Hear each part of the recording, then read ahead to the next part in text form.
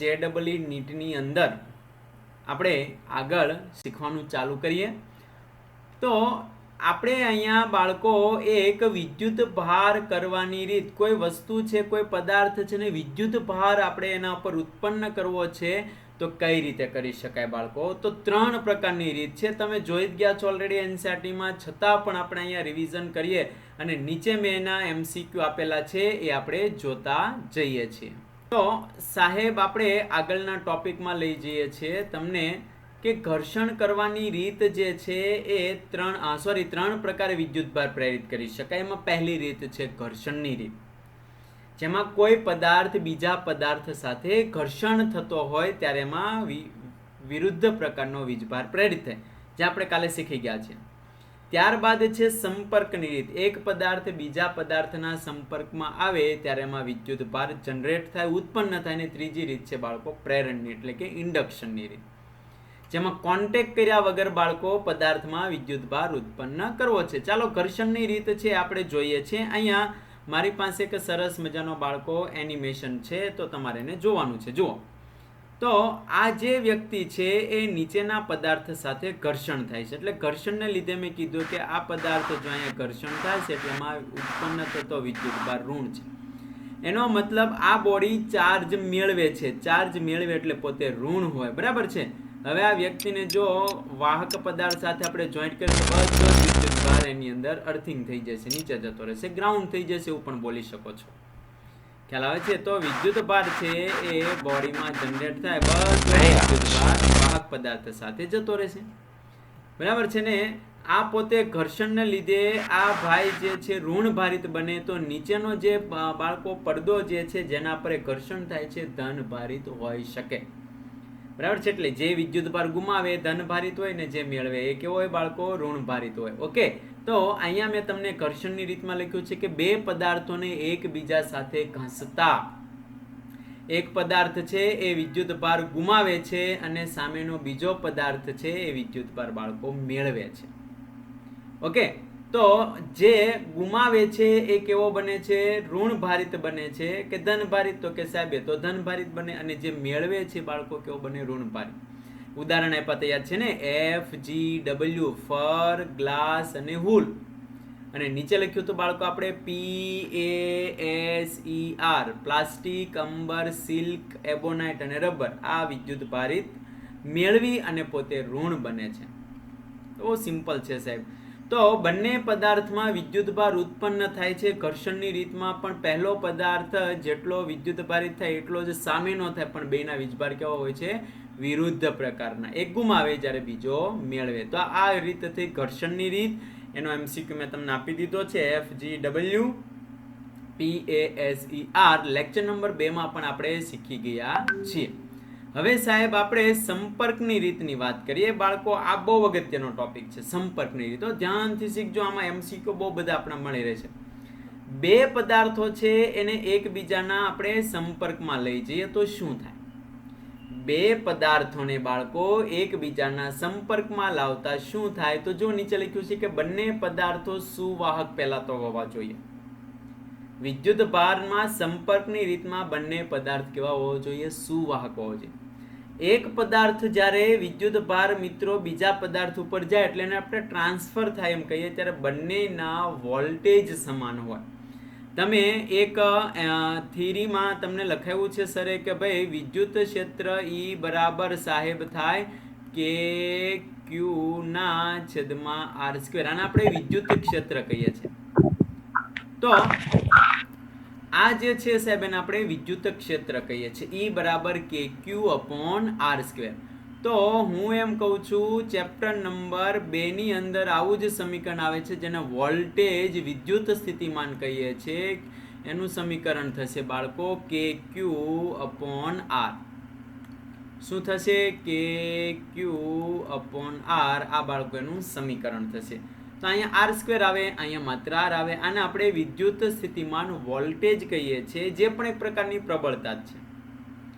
તો બંને પદાર્થ ઉપર આ વોલ્ટેજ જે છે કેવા હોય છે? સમાન. સમજો કે મારી પાસે આ ગોળો છે, મારી પાસે આ બીજો ગોળો છે. આ બંનેને એકબીજાના સંપર્કમાં લાવીએ, બરાબર છે. ચાલો મેં એને જોઈન્ટ કરી દીધા. તો આના પરનો વિદ્યુતભાર Q1 છે, આના પરનો Q2 છે. બંને ઉપરના વોલ્ટેજ કેવા હોય? સમાન. V1 અને V2 બાળકો સમાન હોય, આવું તમને કહેવા માંગે છે મુદ્દાની અંદર, એટલે ખાસ ધ્યાનમાં રાખજો. ઓકે, તો બંને પદાર્થ ઉપર એક સમાન વિદ્યુત ભાર પ્રેરિત થાય છે. જેટલો આ ધન હોય છે સામેનો, તેટલો જ બાળકો આ કેવો વિદ્યુત ભાર હોય છે? ઋણ હોય છે. બેના વોલ્ટેજ કેવા હોય? સમાન. આ વસ્તુ યાદ રાખજો. વોલ્ટેજ ઉપરથી તમે JEE નીટના MCQ ગણી શકશો. હવે વિદ્યુત ભાર હંમેશા વધારેથી ઓછા સ્થિતિમાન તરફ જાય. મારી પાસે સમજો વધારે વોલ્ટેજ હોય, મારી પાસે વધારે વિદ્યુત ભાર હોય, તો હંમેશા વિદ્યુત ભાર વધારેથી કઈ બાજુ જશે? ઓછા તરફ જશે. આ આપણે વિદ્યુત સ્થિતિમાનનું બાળકો સમીકરણ લખ્યું છે. તો જેની પાસે ચાર્જ વધારે હોય તો એની પાસેના વોલ્ટેજ પણ, વિદ્યુત સ્થિતિમાન પણ કેવું હોય? વધારે હોય છે, એવું આપણે કહી શકો છો.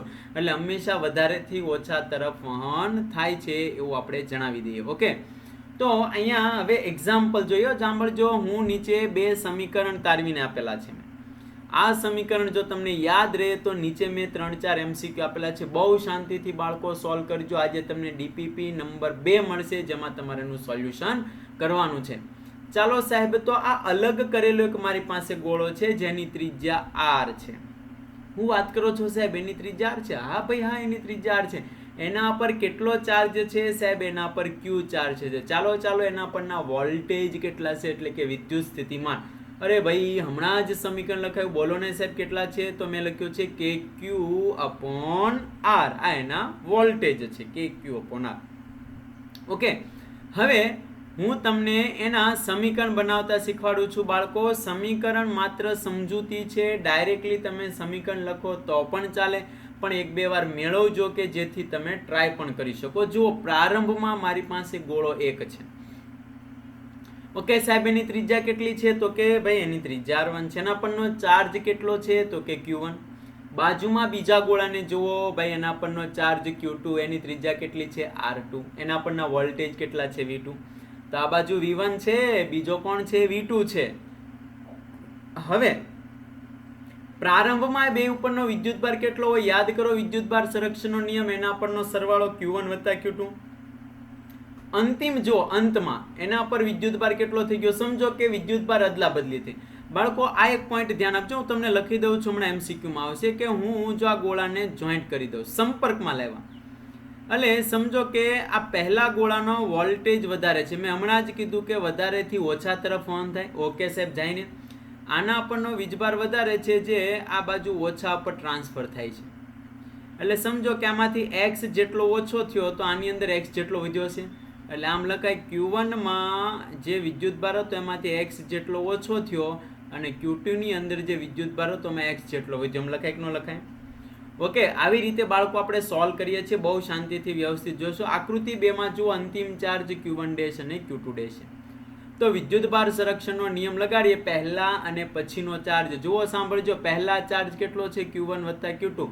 હવે ટ્રાન્સફર થાય એટલે એના પરનો ચાર્જ બદલાઈ ગયો, Q1' અને Q2' થઈ ગયો. ઘણાને સમજાણું ન હોય તો એને એક એક્ઝામ્પલ આપું છું. અહીંયા આ બે ગોળાઓ છે, જોશો ખાસ. આને બેને જોઈન્ટ કરી દીધા. કે જોઈન્ટ કર્યા પહેલા આપણે એક કામ કરીએ કે આને અહીંયાથી આપણે જોઈન્ટ કરતા નથી. તમને સમજાવું છું એક એક્ઝામ્પલ. આના પર 10 કુલમ છે, આના પર 8 કુલમ છે.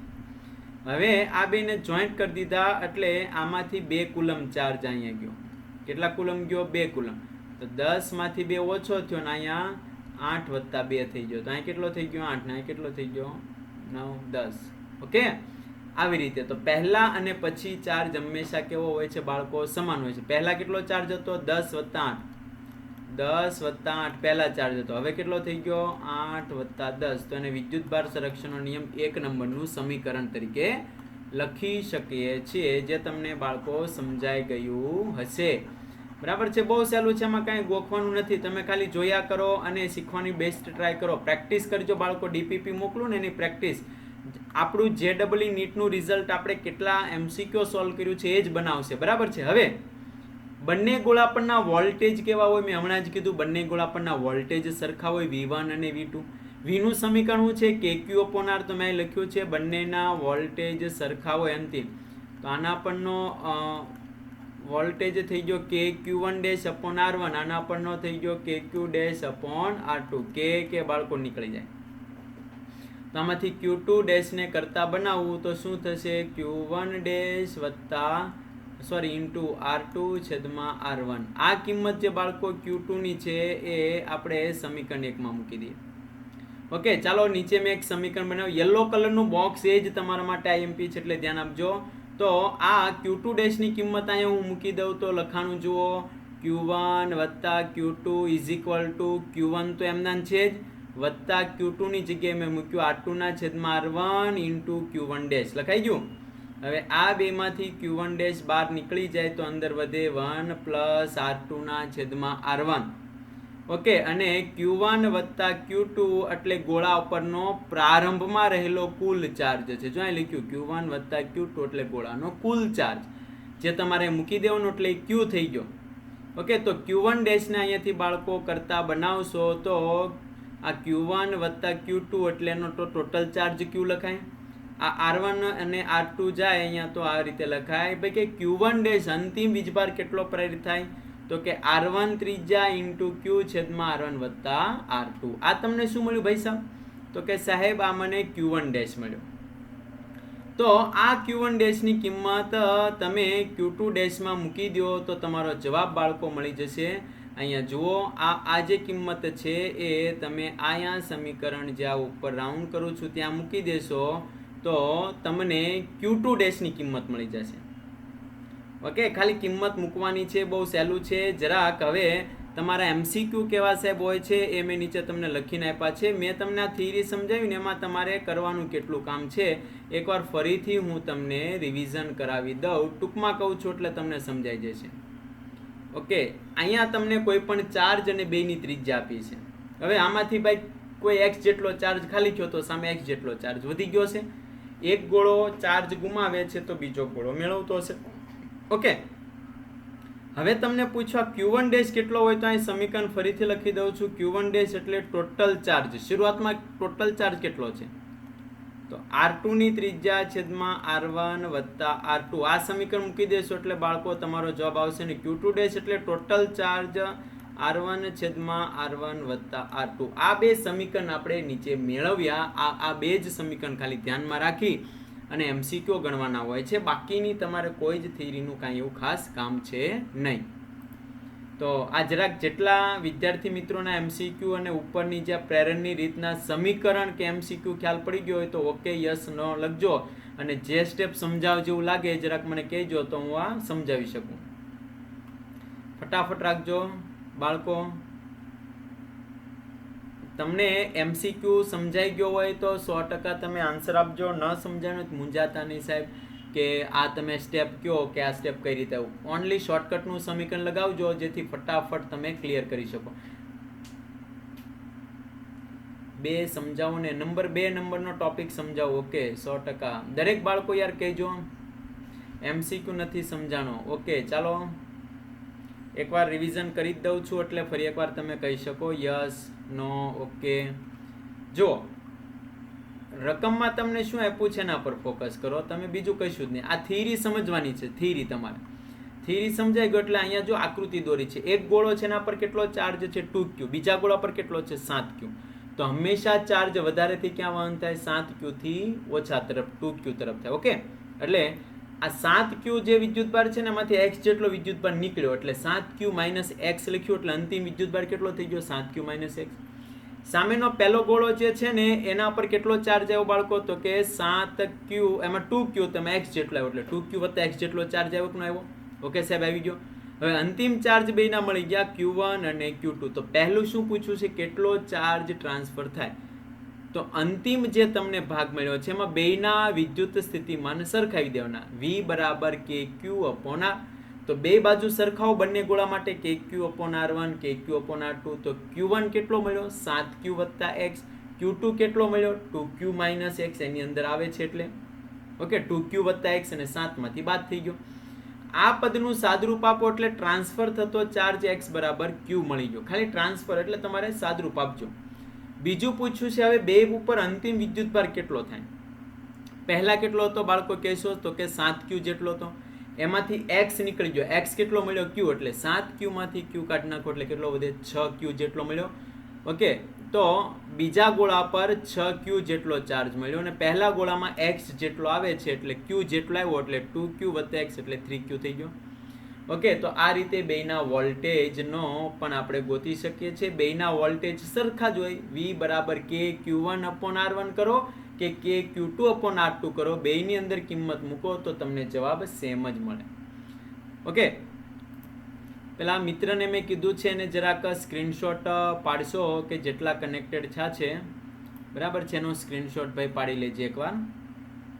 બાળકો ફરીવાર રીજોઈન થવાનું નથી, અહીંયા સુધી આપણે રાખવાના છીએ, બરાબર છે, એટલે ધ્યાનથી શીખી લેજો આટલું. આના MCQ તમને મળી જશે હમણાં. ઓકે, તો આ રીતે તમે બાળકો જોશો તો તમને ખ્યાલ આવી ગયો હશે બંને પ્રયોગમાં કે જે વસ્તુની નજીક લઈ જાય એનાથી વિરુદ્ધ પ્રકારનો ચાર્જ એમાં ઉત્પન્ન થાય છે, અને આપણે વિદ્યુતભારના પ્રેરણની રીત કહીએ છીએ. તો અહીં તમે જુઓ કે ભાઈ પ્રેરિત થતો વિદ્યુતભાર જે છે, જે Q' છે, જે પ્રેરક વિદ્યુતભાર હોય Q એનાથી વિરુદ્ધ પ્રકારનો હોય. સળિયો કેવો હતો બાળકો? ઋણભારિત હતો. તો ગોળો કેવો બન્યો? ધનભારિત બન્યો. કાચનો સળિયો ધનભારિત હતો તો ગોળો કેવો બન્યો? ઋણભારિત. તો પ્રેરક વિદ્યુતભાર જે છે એનાથી વિરુદ્ધ પ્રકારનો પ્રેરિત વિદ્યુતભાર ઉત્પન્ન થાય. આ ઉત્પન્ન થતો વિદ્યુતભારની જો તમારે ગણતરી કરવાની આવે તો Q' = Q કૌંસમાં 1 - 1/K લખી શકો છો બાળકો. આ ખાસ ધ્યાન રાખજો, આ સમીકરણ તમારે યાદ રાખવાનું છે. આ સમીકરણ તમારે બાળકો યાદ રાખવાનું છે. ઓકે, જેમાં K એ શું બતાવે છે? ડાઇલેક્ટ્રિક અચળાંક એટલે અવાહકતા, બરાબર છે. કોઈ પદાર્થ કેટલું અવાહક છે એ દર્શાવતો જે ભાગ છે એને આપણે બાળકો કહીએ છીએ ડાઇલેક્ટ્રિક અચળાંક K. ઓકે, જેની વેલ્યુ હંમેશા 1 કરતા વધારે જ હોય. પાણી છે, પાણી એ ડાઇલેક્ટ્રિક છે, એનો અવાહકતાનો ગુણધર્મ છે નિયરલી અબાઉટ 80 લેવાનો હોય છે. ધ્યાન આપજો, આમાં તમે કિંમત મૂકી શકો છો. ધાતુ પદાર્થ મોટા ભાગની સુવાહક છે, એમાં અવાહકતા હોતી નથી એટલે એનો અવાહકતાનો ગુણધર્મ ઇન્ફિનિટિવ. જો અહીંયા K ની જગ્યાએ ઇન્ફિનિટી મૂકો એટલે તો 1 થઈ જાય, નીકળી જાય, એટલે Q પ્રેરિત થતો વિદ્યુતભાર = -Q હોય એટલે વિરુદ્ધ પ્રકારનો વીજભાર ઉત્પન્ન થાય. ડાઇલેક્ટ્રિક અચળાંક યાદ રાખજો બાળકો. શૂન્ય અવકાશનો ડાઇલેક્ટ્રિક અચળાંક 1 હોય છે. હવાનો પણ 1 લેવામાં આવે છે પણ એનો આંકડો છે 1.0003, બરાબર છે. પણ હવા અને શૂન્ય અવકાશ બંને માટે ડાઇલેક્ટ્રિક અચળાંક 1 અને ધાતુ પદાર્થ માટે કેટલો હોય છે બાળકો? ઇન્ફિનિટી હોય છે. આ બહુ શાંતિથી વ્યવસ્થિત વિદ્યુતભારનું પ્રેરણ જે છે એ તમે શીખશો અને ધ્યાન આપશો. Thank you two watch physics. Welcome to 150+ NEET.